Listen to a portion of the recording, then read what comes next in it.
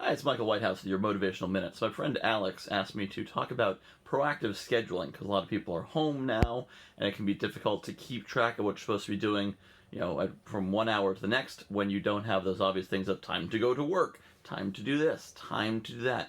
So I want to talk to you a little bit about my schedule and how I do it, because if I wasn't proactive, my life would be a mess, because there we go, that's my schedule. That's the schedule for a week. As you can see, it is pretty full.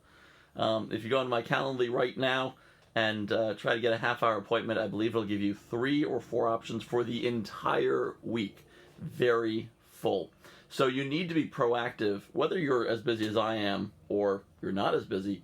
You need to be proactive, maintaining a calendar and blocking out the time that you need for different things. Now, you may have heard the analogy of where you put the big rocks in first, then the small rocks in the sand, then the water. If not, go look that up. But you got to put the big things in first, then you put other things in around it. So on my schedule here, I don't know if you'll actually be able to see it, but for example, we have some of these red sections. All the red sections are places where I have to leave the house, because mostly I work from home, and I want to make sure that I'm on top of that when I'm leaving the house, because then I have to go places. There's travel time. I need to put on shoes and sometimes pants.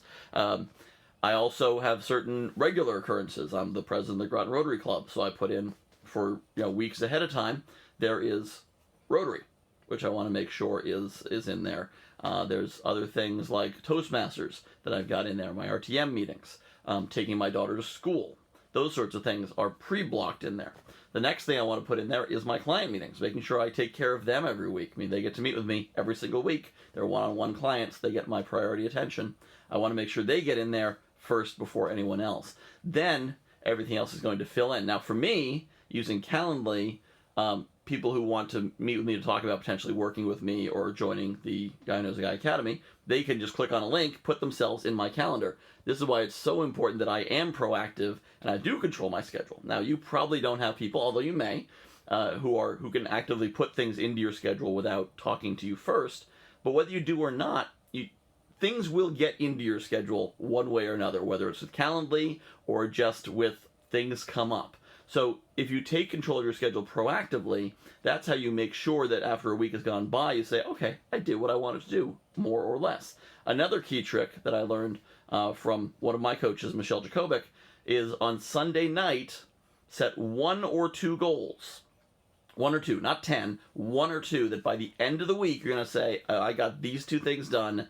It was a good week, good job, or I didn't get these done, I've been off track.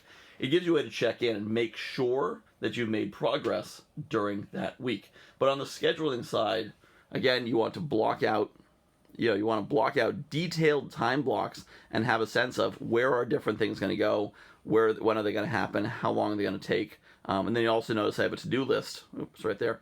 To-do list on the side. So when I do have time blocked out to do work, I grab the first item off the to-do list, because you only have so much decision-making capacity. There's actually done studies that your willpower, your ability to make decisions, wears out over time.